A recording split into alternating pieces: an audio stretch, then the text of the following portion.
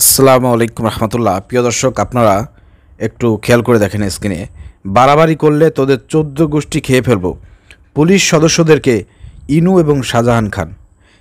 ইনু এবং শাহজাহান খান আওয়ামী লীগ সরকারের পতিত ফ্যাসিবাদের দোসর।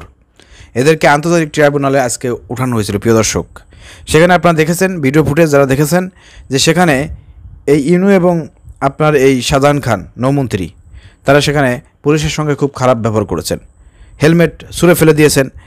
এছাড়াও আদালতের মধ্যে এজলাসে তারা বিভিন্ন রকমের মন্তব্য করেছে। তো পুলিশ প্রশাসন কি করতেছে? পিছনের দুইটা বাড়ি দিলেই কিন্তু ঠিক হয়ে যায়। প্রিয় দর্শক, এখানে কত বড় গুরুতর অভিযোগ আপনি চিন্তা করে দেখেন। কত বড় সাহস এই ফ্যাসিবাদের দোসরদের, মানে এখন এদের লজ্জা নাই, এরা এখনও মাথা নত করবে না, এরাও এখনও অপরাধ স্বীকার করতেছে না। এদের আরও সাহস বেড়ে যাচ্ছে। কী কারণে সাহস বেড়ে যাচ্ছে? এই পুলিশ সদস্যদের জন্য সাহস বেড়ে যাচ্ছে, এই সরকারের জন্য সাহস বেড়ে যাচ্ছে। কারণ তাদেরকে আমরা দেখতে পাচ্ছি এসি গাড়িতে নিয়ে আসা হয়, আবার এসি গাড়িতে নিয়ে যায়। আমার যেটা মনে হচ্ছে, এদেরকে মানে থাকার জন্য যে ব্যবস্থা করা হয়েছে সেই জায়গাও মানে এসি লাগাই দেওয়া হয়েছে, এই জন্য এদের সাহস বেড়ে যাচ্ছে।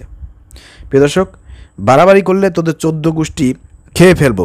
পুলিশ সদস্যদের ইনু এবং শাহজাহান। আমরা একটু নিউজটা আপনাদেরকে পড়ে শোনাচ্ছি। হ্যান্ডকাপ পরানো নিয়ে পুলিশ সদস্যদের সঙ্গে বাকবিতণ্ডায় জড়িয়েছেন আওয়ামী লীগের প্রেসিডিয়াম সদস্য ও সাবেক মন্ত্রী শাহজাহান খান এবং হাসানুল হক ইনু। রোববার 20 এপ্রিল সকালে পিজন ভ্যান থেকে নামানোর পর আন্তর্জাতিক অপরাধ ট্রাইব্যুনালের হাজতখানায় নেওয়ার সময় এমন পরিস্থিতির সৃষ্টি হয়। আদালত সূত্রে জানা যায়, শাহজাহান খান বিচার কাজ শুরুর আগে তার হাতে হ্যান্ডকাপ দেখিয়ে বিচারকদের দৃষ্টি আকর্ষণ করেন। তিনি বলেন, আমি একজন বীর মুক্তিযোদ্ধা, আমাকে হ্যান্ডকাপ পরানো হয়েছে, এটা আমার জন্য অমর্যাদাকর। তার আইনজীবীও এই বিষয়টি আদালতের কাছে তুলে ধরেন। সে সময় ট্রাইব্যুনালে কী হয়েছে তা জানতে পুলিশ সদস্যদের ডেকে পাঠান বিচারক। ট্রাইব্যুনালকে পুলিশ সদস্য নুরুন নবী জানান, পুলিশ সদর দপ্তরের নির্দেশনায় অনুযায়ী আসামিদের এভাবে হাজির করা হয়। তখন আরেক পুলিশ সদস্য শহীদুল বলেন, পিজন ভ্যান থেকে নামানোর সময় তাদের রাজাকারের বাচ্চা বলা হয় এবং বলা হয় তোদের দেখে নেব। হাসানুল হক ইনু পুলিশ সদস্যদের বলেন, তোদের 14 গোষ্ঠী খেয়ে ফেলবো। হাজতখানায় এসে মিটিং করে তারা ফের পুলিশ সদস্যদের হুমকি দেয়। চিন্তা করে দেখেন কত বড় সন্ত্রাসী, কত বড় সন্ত্রাসীরা, যে গ্রেপ্তার হওয়ার পরেও নথি স্বীকার না করে, লজ্জিত না হয়ে, এত এই যে হাজার হাজার ছাত্র জনতাকে হত্যা করেছে, এরপরও তারা মানে আপনার কি বলবো, লজ্জিত না হয়ে, ক্ষমা প্রার্থনা না করে তারা আরও পুলিশ সদস্যদেরকে হুমকি দিচ্ছে। তো এদের বিরুদ্ধে কী ব্যবস্থা গ্রহণ করতে হবে বুঝতেই পারতেছেন। এ সময় কাঠগড়ায় থাকা হাসানুল হক ইনু, রাশেদ খান মেনন, শাহজাহান খান, কামরুল ইসলাম বলেন, না না, তারা এসব বলেনি, সব মিথ্যা কথা। এর জবাবে ট্রাইব্যুনাল বলেন, যদি কোনো আসামি উচ্ছৃঙ্খল আচরণ করে তবে আইন অনুযায়ী ব্যবস্থা নেবে পুলিশ, আর পুলিশ যাতে বাড়াবাড়ি না করে সেদিক খেয়াল রাখতে হবে। এর আগে জুলাই আন্দোলনের সময় সংগঠিত মানবতা বিরোধী অপরাধের অভিযোগে গ্রেপ্তার সাবেক মন্ত্রী, প্রতিমন্ত্রী এবং প্রধানমন্ত্রীর সাবেক উপদেষ্টা সহ 19 জনকে আজ আন্তর্জাতিক অপরাধ ট্রাইব্যুনাল হাজির করা হয়। পিজন ভ্যান থেকে জুনায়েদ আহমেদ পলক অসন্তোষ প্রকাশ করে বলেন, একটি দেশ এভাবে চলতে পারে না, মানুষ পরিবর্তন চায়, মানুষ শান্তি চায়, পরিবর্তন চায়, শান্তি চায়। আঙ্গারার বাচ্চা নেট বন্ধ করে দিয়ে আমাদের এলাকায় যে মিছিল হয়েছিল ছাত্রলীগ আওয়ামী লীগের, একবারে পিছন দিয়ে সেই মিছিলের নেতৃত্ব কুলাঙ্গার পলকের জন্য আমাদের এতগুলো ভাই শহীদ হয়েছে। সভাপতি ও ওরে দ্রুত ফাঁসির কাস্টে ঝুলিয়ে আটক করে থানায় দিয়েছে। ছাত্রকে বিদায় করতে হবে, শাস্তি প্রদান করতে হবে। দেখতে পাচ্ছেন এই দুনিয়াতে নেতাকর্মীরা শ্বাস প্রশ্বাস নিয়ে আর কোনো যোগ্যতাও নাই।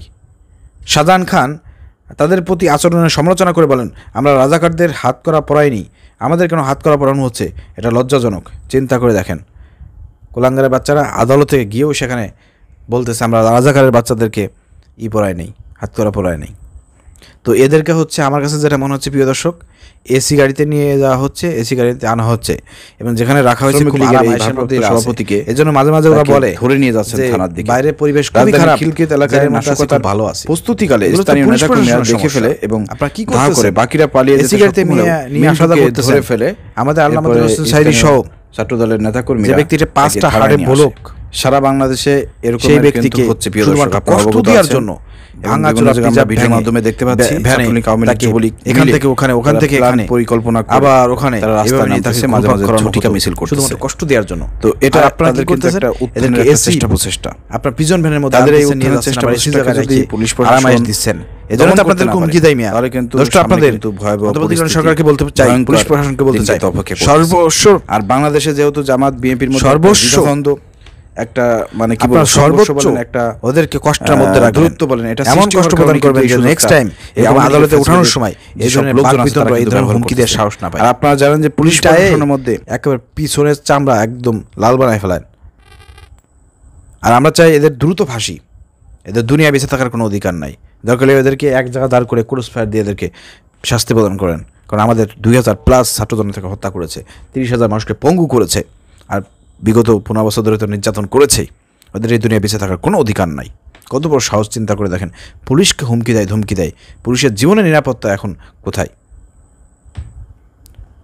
তীব্র নিন্দা এবং প্রতিবাদ জানাচ্ছি, এবং আদালতকে বলতে চাই এবং বাংলাদেশের সরকারকে বলতে চাই, দ্রুত এই আসামিদেরকে ফাঁসি কাস্টে ঝুলিয়ে এদেরকে শাস্তি প্রদান করতে হবে। এটা আমাদের দাবি থাকবে।